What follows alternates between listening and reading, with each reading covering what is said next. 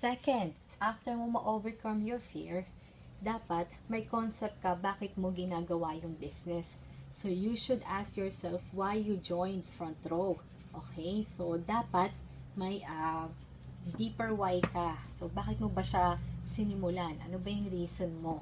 Okay? So, dapat may motivation ka. Kasi kung wala ka niyan, mabilis ka madidiscourage. Dapat you have a reason for you to wake up every morning.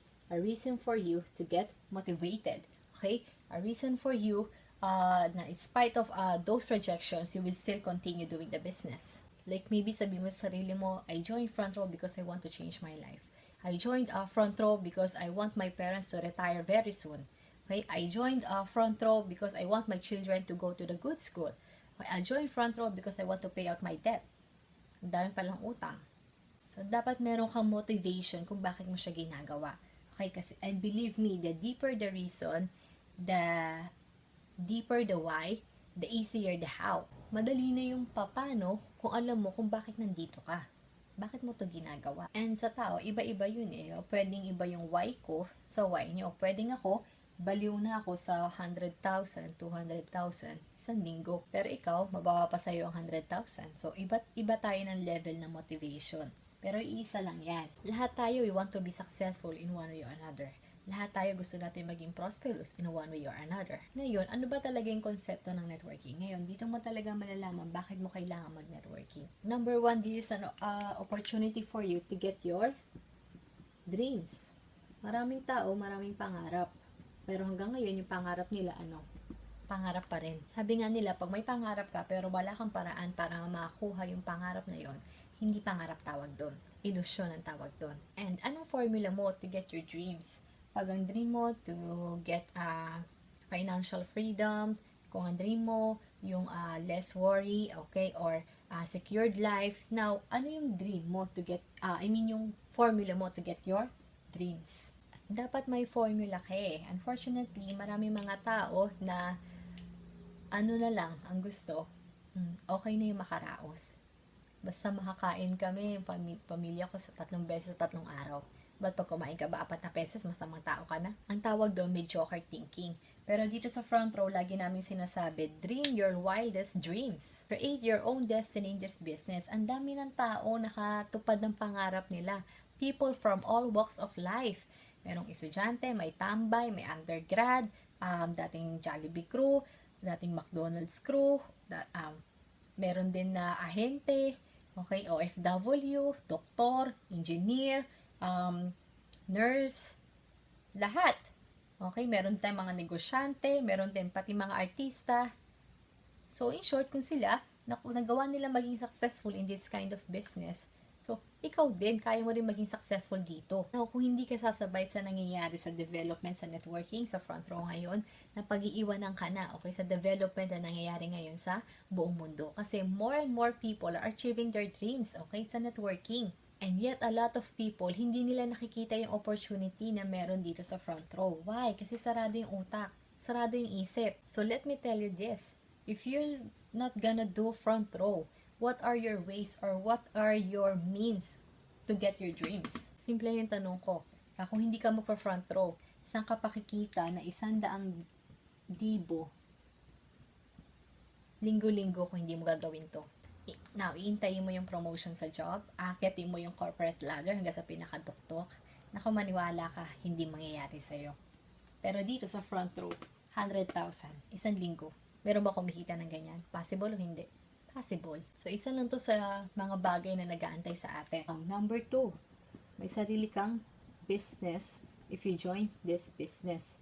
Now, this is your first step to become financially free. Yung kailangan magkaroon ka ng sariling negosyo mo. You must be your own boss. Wala pong masama sa pagiging empleyado. Wala po. Pero kung ikaw yung direction mo, you want to be financially free, you need to become your own boss. Because as long as you're working for someone else, you'll never be financially free unless you become the president of the company. Yung mga vice president, yan ang mga mayayaman sa employment. Pero kung ikaw, below ka pa than that, maniwala ka sa akin, kailan pa, di ba? Ang movement sa employment, minsan ang tagal, yung promotion, di ba? Parang lateral. Alam mo yung lateral, di ba? Yung pantay-pantay, yung hindi pa angat, Okay? Yung promotion mo hindi pa angat, tipong nilipat ka lang ng departamento. Pero yung sweldo, ganun pa rin. So, can you imagine kung ikaw hindi ka magpuputa ng sarili mong business? Diba? Franchising ngayon, magkano? Diba? Pinakamababa, Mang Inasal, 5 million. 7-Eleven sa Philippines, 2 to 3 million. Ang dilemma ng maraming tao kapag ikaw nagkatrabaho ka from 8 to 5, okay, ano pang negosyo magagawa mo pagkalabas mo, after ng alas 5? Panggabing negosyo. Balot. Kunyari, clerk ka sa bangko, di ba? Trabaho mo 8 to 5. So, pagkalabas mo, balot, mahirap. Now, ang maganda sa front row, sa networking, nasa business siya. And according to Robert Kiyosaki, sino ba to? Siya yung author ng best-selling book, Rich Dad, Poor Dad, which is became the #1 personal finance book of all time. Ang sabi niya, meron lang 4 na paraan, okay, para kumita sa buong mundo. So, first is, ito, you can be an employment, okay, so, pwede ka empleyado, self-employed, and pwede ka mag-business, and ito, mag-invest ka. Employees yun to, these are 8 to 5 jobs, a day's pay for a day's work. Okay? So, Monday to Friday, right? And then, next natin is self-employed. So, these are the people who, kumbaga, they depend on their own talents. Which is, these are like the doctors, dentists. So, kapag may pasyente, may kita. Okay? Kapag agent, kapag may kliyente yung kita, such as ang insurance, real estate agents, okay, sa barbero, the same, alright? Before, ang networking or ang direct selling, nandito, okay, sa self-employed, okay? Pero later on, napunta siya sa business. Kasi, ang definition ng business, ito yung isang negosyo na kung saan pwede mong iwan, pero still kumikita ka pa rin. Alright? Ngayon, kung meron kang isang negosyo, okay, na hindi mo pwedeng iwan o hindi mo maiwan, ang tawag doon, small business or andito ka pa rin, nasa self-employed ka pa rin. Now, ito, yung sa investment na investors, so, ito na yung mga kung saan yung pera na yung katrabaho para sa kanila. Kasi ang dami na nilang investments. So, ang tawag dito ni Robert Kiyosaki is the ESBI quadrant. Okay, so meron niyang left and right quadrant. Now, according to him, sabi niya, the richest people in the world, okay, belongs to the right quadrant. The most miserable people in the world belongs to the left side of the quadrant. Okay, so ito yung lagi nagko-complain, okay, lagi walang pera, lagi nagko-complain, nandito. Unless you make the crossing, unless tumawid ka. Okay? So, hindi ka yayaman. Now, kailangan makatawid ka. So, yung ibang tao, hindi makatawid from employment to business. Bakit? Number 1, takot. Kasi ang core values nila, go to school, get a good grades, and get a good job. So, sasabihin ng maraming tao, di bali nandito, basta meron. Di baling maliit, basta sigurado. Dito kakatakot. Bakit? Kasi hindi siya nakadesign para mag-business. Takot kasi ayaw maglabas. Pero gustong kumita. Tipong, pwede ba siya sa front row? Ang ganda sana eh. Kaya lang yung pang-avail ng package eh. Pwede ba akong kumita dyan nang hindi nagpe-pay in? Gumaganon. Kasi ang value sa marami dito, takot mag-risk. Ayaw mag-risk. Okay, yun yung core values nila. Ang hindi namamalaya ng marami dito, kapag ikaw nag-join ka ng front row, okay, ng networking, nakatawid ka na. Can you imagine, 2 na yung nagagawa mo. 2 na yung alam mo. Well, a lot of your co-workers or kaibigan, kapag ini-invite mo, ayaw. Before, nalala ko, sabi sa akin ng mentor ko, Pia, okay lang. Di ba? Ayaw ng kaibigan mo, ayaw ng ka-workmate mo, or kasama mo sa duty. Ayos lang. Sabi ko, bakit? Kasi ikaw, 2 na yung alam mo. Diba? Yung profession mo, okay, as a nurse, at the same time, yung networking mo. Sila, isa lang ang alam nila. Diba? Yung profession lang nila. Pero ikaw, 2 yung alam mo. Okay? So, you also have a business at the same time, your profession with you. So, in short, mas malaki na yung edge mo talaga sa kanila kasi 2 na yung nagagawa mo, sila, isa lang. Meron kang nire-refer dito or ini-invite, ayaw nila. Hayaan mo lang kasi silang alam nila yung employment lang. Pero ikaw, 2 na yung alam mo. Okay, yung employment at the same time, yung negosyo mo. Kaya ngayong nakatawid ka na, huwag ka nang babalik. Yung iba kasi pag nahirapan, dito na lang. Now, you have to go out of your comfort zone. Diba? So, dito mahirap talaga. Bakit? Kasi dito, sanay ka na eh. Ito, mahirap talaga. Bago ka pa lang eh. Hindi ka pa sanay. Sa building stage ka pa lang, ginagawa mo pa lang siya, kaya mahirap. Parang yung profession mo, diba? So, nag-aral ka dyan, 16 years. Alright? Na pinag-aralan mo yan. Okay? Para makuha mo kung ano man yung natapos mo right now para makuha mo yung skills. Okay? What good news about here is a front row. You don't need 16 years or you don't need a 4 years para ma-build yung skills mo dito, yung kailangan mo dito. Gagawin mo to 1 to 2 years, nabibuild ka, okay, ginagawa mo pa lang siya, so nahihirapan ka, tiisin mo lang, kasi bakit darating yung time, iiwan mo na tong employment, okay, magpo-full time ka na dito, sa pagbe-business. Gusto mo ba yon? Hindi ka pa ba nagsawa nung everyday may hinahabol ka, time in, time out? Tapos yung tinitingnan mong oras, madalas dalawa lang, diba? Yung break time mo at saka yung out mo.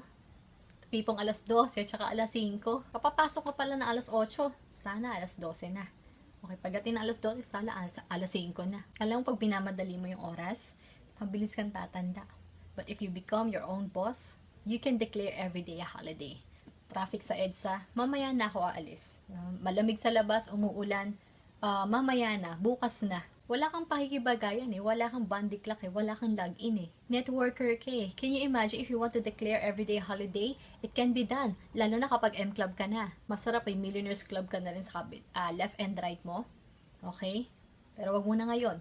Okay? Pag nagsisimula ka, wag muna. Pag successful ka na, saka mo i-declare ang everyday holiday. Ngayon nandito ka na, wag ka nang babalik. Kaya maraming tao hindi ka maintindihan. Pag may nire-recruit ka, sabihin sa'yo, ay, networking yan, pyramid yan, bla bla bla. Sabi mo, okay lang. Hindi ka naman makatawid. Pag sinabi niya sa'yo, saan tatawid? Diyan sa EDSA. Kala mo Nandito ka na, friend, oh. Nakuha mo siya. Well, a lot of people are having a hard time para makatawid dito. Para ikaw, nakuha mo na. Kasi ang networking nandito eh. So, pangatawan mo na to. Guys, what is 2 years? 2 years, mahirapan ka sa kaka-invite, kaka-refer ng tao. 2 years, mahirapan ka i-build yung network mo. 2 years bago ka kumita ng 6 figures dito. Pero what is 2 years? Kung 2 years from now, minamaneho mo naman yung dream car mo. Now, sabihin sa akin ng iba, Tiyan, tagal naman 2 years. So, hindi pa tagal yun. Kasi, ilang 2 years na ba ang dumaan sa buhay natin na wala naman nangyari. So, challenge natin sarili natin. Ano ba ngayon? June 2016. Okay? So, ang bilis na lang yan. So, hindi mo mamalayan, September na. Okay, after ng September, after a few months, yung mamalayan, 2017 na. Ano nangyari sa'yo noong 2016? Lilipas na lang ba yun? So, mark my word, do front row. 2 years from now, probably 2018. Do front row, gawin natin yung dapat natin gawin dito. Pare-pareho iba na yung buhay natin, 2018. Ibang-iba na. Kaya lang, yung level ng success natin dito is nakadepende sa level din ng seriousness natin dito sa negosyong to. So, let's do our business every day. Kapag nagtayo ka ng negosyo or sa for example, tindahan, everyday mo mabubuksan. Okay. So, do your business every day. Every day ka mag-networking. It doesn't necessarily mean nasa office ka or lagi tayo na magkasama or lagi tayo nagkakausap. Do your business every day. Talk to people, share the business, prospect to Facebook or online. Okay, approach new people, share the products, pag-aralan mo yung business. Kasi pag hindi mo siya ginagawa, parang naka-close din yung negosyo mo. So, since negosyo mo to, buksan mo everyday. So, parang masasabing operational ka. Pag may kinakausap ka, pag may na-approach ka na tao, kapag nagte-training ka, ngayon ayaw bumili sa'yo, ayaw sumama sa'yo, it's okay. Thousands of people out there need your product. So, why are you gonna be disappointed sa isang tao na ayaw? Move on. Kuha na kuha. We're looking for people who are also looking for us. Pag ayaw, next. Pag ayaw, next. Ang dami mong ina-next eh. Hindi ka mauubusan na may invite na mare-refer. Walang saturation. Malamang haka-haka lang yun or meet lang yun. Kasi bigyan ka ng sample. What if ikaw, pwede ka lang mag-refer sa isang school lang. For example, Lasal lang. Okay? So, hindi ka pwedeng lumabas sa school na yun. Doon lang. Now, kada taon, merong mga gumagraduate. At kada taon, merong mga bagong estudyante na pumapasok. Kada semester, merong mga bagong estudyante. So, paano mo mauubos, okay, yung mga taong yun? Kada taon, merong bago. So, same as dito, diba? Nagigets mo, kada taon, Okay, merong nag-18, merong nagbe-birthday. Actually, everyday may nagbe-birthday. Diba? E di, abangan mo yun. Diba? O, ikaw, 18 ka na, akin ka. So, ngayon, sample, yung pinakamalaking, isa sa pinakamalaking network marketing ngayon sa Philippines, they just have 400,000, okay, na members. Imagine that, yung 400,000 na yun, ilan ang population ngayon ng Philippines is 102 million. Ngayon, sa dami ng network marketing sa Philippines, still, meron ako nakakausap, hindi alam yung networking. Still, meron ako nakakausap, walang idea, di ba? Saan siya nabuhay ng mga panahon na to? Nagigets mo? So, wala yung saturation na tinatawag. Hindi siya totoo. Paano ka mauubusan? Determination lang yan eh. Ang akin, nandito ka na. And the most successful person in the world, nandito sa quadrant na to. Those who are financially free, nandito. Those who can afford luxury cars, okay, dream houses, etc. Nandito. And eventually, ayan. Ito, from here to here, mag-i-invest ka. At ito yung pinakamasarap kasi bakit? Money is already working for you. Wherein a lot of people spend their lives, okay, to make money. But here, front row, one day, yes, we make money, but one day, we will make money work for us. Masarap ba yun? Diba? Tagan dito ka? Nako, you will never able to finish your job. But your job will finish you. So, ilan ba dito yung araw-araw pumapasok sa job? Lagi nagreklamo, yung ganito, yung sa boss ko, yung sweldo, yung gastos, yung nangyayari, mga katrabaho, pero araw-araw pumapasok ka pa rin. How would you like to spend the rest of your life complaining and then tell to yourself, wala akong choice? No. Yung mga taong nagsasabing wala silang choice, you're victims. Change your mindset. Take control of your life. Ikaw magmaneho, okay, ng buhay mo. Drive your life. Okay? Dito ang maganda pa sa networking. One day, pwede mo pa siyang mapamana. Alam mo ba yun na yung account mo pwede mo ipamana dito? Yun. Now, number 3. Ito. Freedom. Okay? So, dalawa yan eh. Time freedom at saka financial freedom. Ito yung general benefit mo dito. Financial freedom is a time of your life that you don't have to worry about financial anymore. Masarap ba yun? Hindi masama ang pera. Mali lang yung mga naituro sa atin na masama ang pera. Pag mayayaman, masama ang ugali. Yung kontrabida, yung mga ganyan. Mahirap ka, ikaw yung bida. Diba? Ikaw yung mabuti. Pero sa totoong buhay, diba? Sino ba yung nagkakarnap? Sino ba yung mga hostage? Sino ba yung mga nananaksak sa kalye? Sino ba yung mga, alam mo yun, nanghahablot? Yung mayaman ba mahirap? Na yung iba sasabihin, pag mga mayaman, masama yung ugali. So, ngayon, ikaw pag narinig mo ganun, ayaw mo ngayon yumaman. Okay? Sasabihin pa ng iba, money is the root of all evil. But actually, lack of money is the root of all evil. Now, kung ikaw yumaman ka, mas lalo ka naging madamot, okay, nagda-drugs ka, etc., ginamit mo sa masama, so masama ang pera. Pero kapag ikaw, yumaman ka, okay, so pinantulong mo sa charity, or tumulong ka sa ibang tao na makapagtapos ng pag-aaral, or tumulong ka sa family mo, sa parents mo, then, mabuti ang pera. I'm not saying money is the most important thing in the world, but as I said, money affects the most important thing. Ano yun? Yung mahal natin sa buhay, di ba? Yung loved ones natin, yung family natin. Sabihin ng iba, hindi mo naman madadala sa langit yung pera. Yes, pero yung pera, may iwan mo yan sa mga anak mo, diba? Sa family mo. Money may never bring you peace, okay, in life. But, iba pa rin kapag may pera ka eh. Diba? So, iba pa rin nasa taas ka, tsaka nasa baba. Okay, kapag nasa taas ka, may aircon ka, or yung shower mo, merong mainit malamig, okay? You have a choice. Dito sa baba, pay-pay. Or, wala kang choice kundi yung, malamig na tubig lang. Pag nandito ka, gusto mong bumaba, anytime, pwede. Pero kapag nandito ka, gusto mong umangat, napakahirap. Pag nandito ka, sawa ka na sa mga exclusive mo, like Shangri-La mag-shopping, edi, magtutuban ka, magdivisoria ka, pag andito ka, sawa ka na sa mga gourmet food, okay, etc. Edi, dito ka, karinderya ka, kwek-kwek, nagsawa ka sa kotse, mag-drive, edi mag-commute ka, sawa ka na sa branded, edi okay.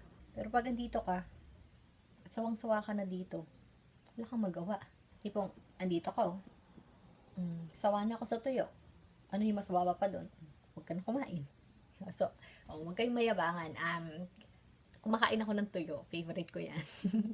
Okay? Lalo na pag may kamatis. So, I don't think your children will be happy if they don't have enough food, yung napaka-limited ng resources nila, ba yung allowance, sobrang tipid, and they could never buy what they want. So, I think mas magiging masaya sila kasi money can bring comfort. Yun yung isang maganda about money. So, iba kapag may financial freedom.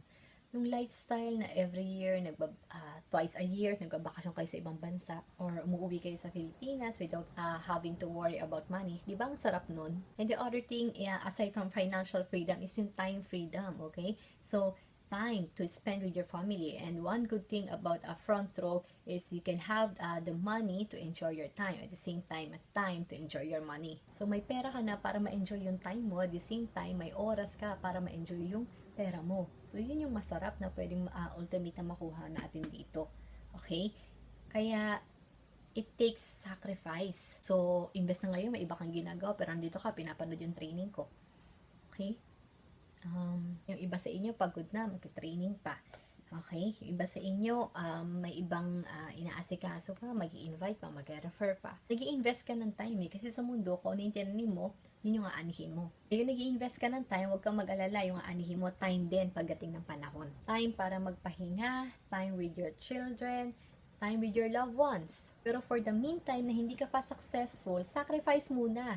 Wala mo ng TV-TV, wala mo na yung puro gimmick, puro gala. Saka na yan, saka ka na gumimi pag kaya mo nang ilibre yung buong barkada mo nang hindi umaaray yung bulsa mo. So, yung panonood ng TV, saka na yan. Pag may home theater ka na, mas masarap manood ng TV. Saka na muna yung lakwatsa, sakripisyo yung tawag doon.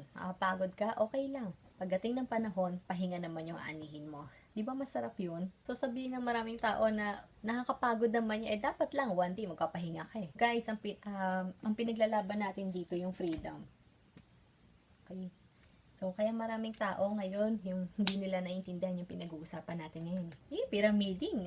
Pyramid yan eh. Upload, download ka dyan. Hindi nila naiintindihan yung ginagawa natin. Bakit? Kasi yung level ng consciousness mo, iba na. Since ikaw yung may deeper understanding what networking is all about, so dapat ikaw yung mas nakakaintindi. Now, it's all in the news na babalitaan naman natin sa administrasyon nga ni Pinoy na yung economy ng Philippines, it's growing. Tumataas yung GDP natin, gross domestic product, highest rate yung Philippines, yung country natin, from a lot of investors in Asia. So we've also been recognized as a good investment hub, okay, sa Asia, wherein it shows that it's really growing. Unfortunately, yung nakakaramdam ng growth na to, alam mo kung sino lang? Yung mga nandito lang. Pag nandito ka, wala. In fact, one labor group complained na hindi nila nararamdaman yung asenso. Of course, kasi nandito ka eh. Okay? E di ilagay mo yung sarili mo dito sa kabila para ma-enjoy mo yung nangyayari sa Pilipinas. So, ito tingnan mo, kasi magkakaroon tayo ng Asian economic integration or Asian regional integration. So, yung economy natin magdudugtong na, iisa na. Parang European Union, African Union. So, iisa lang yung economy nila. So, in short, mas madali na, okay, na mag-business kasi wala na masyadong trade barrier. Wala na masyadong tariffs, etc. A lot of companies could come in the Philippines to open up their business, and the same as a lot of Filipinos, okay, could start their business elsewhere. So, palitan na, mas madali na. Kapag nandito ka sa employment, sa ira ng pagdating nito, pagalingan, okay? Pagdating sa pagkatrabaho, okay? Pero pag nandito ka sa business, syempre yung mga negosyante tuwang-tuwa kasi mas madali na mag-expand ng negosyo sa ibang bansa. Probably by that time, mas mura na yung airfare. Kasi mas mura na yung wala na masyadong bayad sa airspace eh. Bakit iisa na yung economy? Wala na masyadong trade barrier. So, madali nang ma-approve yung products ng front row sa iba't ibang mga bansa. In other words, kapag networker ka, ang dali mo na mag-expand sa iba't ibang mga bansa kapag na-implement na to. Madali na tayo mag-expand sa ibang bansa, mas mura na yung pamasahe, and mas madali nang mas lumaki pa yung network mo. Pag nandito ka. Pag andito ka, wala pa rin. You see, great possibilities could happen, okay, for those people who see possibilities before it become obvious. O alam ba to ng mga ini-invite nyo? Hindi. So, it's a matter of positioning yourself. And ang makikinabang pagdating ng ARI are business people. And congratulations kasi ikaw, nag-front row ka. So, nag-business ka. Kung hindi ka nag-start ng front row, hindi mo pinakinggan tong training ko, hindi mo malalaman yan. Ngayon, pag may ini-invite ka, ayaw, ngayon, tipong, wala namang mangyayari sa front row, yung magsasara na yan. Sabihin mo sa kanya, Asian Regional Integration. Pag sinabi niya sa'yo, ano yun? Basta, mamatay kang dukha. Are you getting me?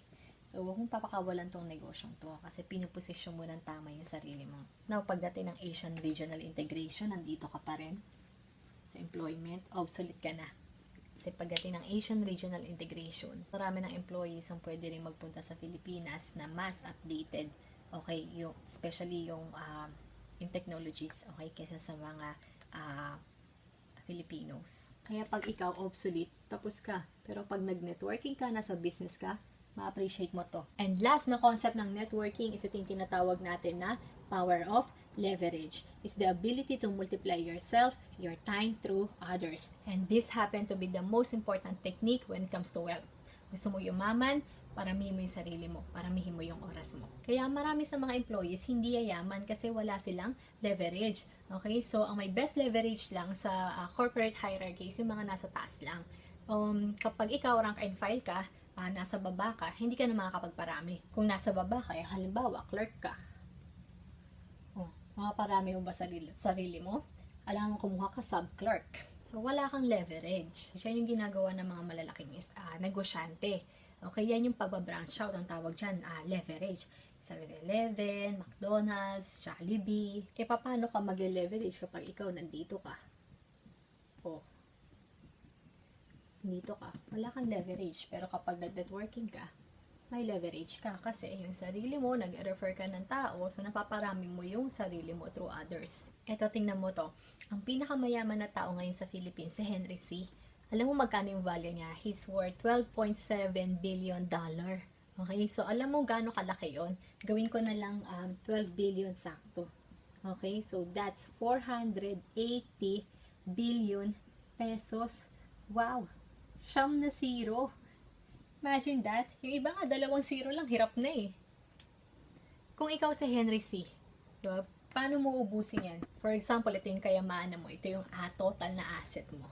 Okay, gumastos ka ng 1 million pesos a day. In 1 week, magkano yon? 7 million. Ang dami pa rin, oh. Sa 1 month, magkano maubos mo? 30 million, oh. Ang dami pa rin. Sa isang taon, magkano magastos mo? 365 million. Ang dami pa rin. Alam mo kung gumagastos ka ng 1 million a day, that's 365 million per year. So, simply divide this to 365 million. Alam mo lalabas dyan? Years. So, if you're spending 365 million per year, how many years it would take you, okay, para maubos mo yung 480 billion? Gusto mo malaman magkano? That's 1,315 years. Okay? So, paano mo maubos yan? Okay? Na yan, dapat 1 million ka a day. Pag hindi mo naubusan, laki ng problema mo kinabukasan. 2 million na ubusin mo. Ito yung kayamanan na kailangan mo mamatay, mabuhay, mamatay, mabuhay, mamatay, mabuhay bago mo maubos. Kaya yung kaapu-apuhan niya ni Henry C., mayaman na. Kaya yung mga generation ng C family, probably by 2100, iba 2016 lang ngayon. Malamang yung kaapu-apuhan niya ito, kilala pa yung mismo si Henry C. Hindi pong, alam mo yung kalululuhan ng lolo ko? Si Henry C. Tayo, nung kalululuhan ng lolo natin, kilala pa? Hindi na. Walang nagawa, kaya hindi tanda eh. Bakit? Kasi kung ang kayamanan na ipapamana, ang kahirapan na ipapamana din. The question is, anong negosyo niya? Bakit siya ganyan lang lumaki yung income? Ano ba negosyo niya? Meron siyang isang company, tinatawag na SM Prime Holdings. Under niyan, dyan yung SM Malls. Tanong, marami o onte? Dami. Diba? He never stops until now. Patuloy-tuloy yung pagpapatayo niya ng SM malls sa buong Philippines. Oh, merong BDO. Marami onte. Dami. Oh, meron pa siyang SM, DC. Marami onte. Dami. Meron pa siyang retailing, yung Watson. Oh, dami. Okay? So, meron pa siya yung, alam mo yung bonus. Oh, dami rin. Kanya yan eh. We're gonna think of it. Anong negosyo niya? Bilog-bilog. Meron pa si Lucio Tan. Negosyo nito, meron siyang Asia Brewery. Ano pa? Sa kanya yung Tanduay. Ano pa? Yung Fortune Tobacco. Ano pa? PNB. Okay? And also, sa kanya rin yung Allied Bank. Meron pa. Eaton, kanya rin. Ayun yung Victoria's Millings Company. Ayan, kanya rin. Pinakyaw na ho. So, ang dami pang iba. Ngayon, ano yung negosyo? Bilog-bilog. Meron pang isa. Ayala. Anong negosyo nito? Globe, kanila yan. Ayala Malls, kanila yan. Ayala Life, kanila rin. Okay? Ayala Street nga, sa kanila rin yan eh. Okay? So, ang yaman eh. Ayan, BPI, sa kanya rin yan. Oh. Anong negosyo?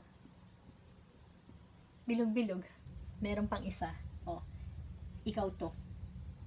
Mag-refer ka, para ramihin mo. Mag-refer ka, para ramihin mo. Mag-refer ka, para ramihin mo. Mag-refer, para ramihin. Mag-refer, para ramihin. Mag-refer, para ramihin. Oh, anong negosyo mo? Oh, eh di payaman ka rin katulad nila. Kasi bilog-bilog din yung negosyo mo.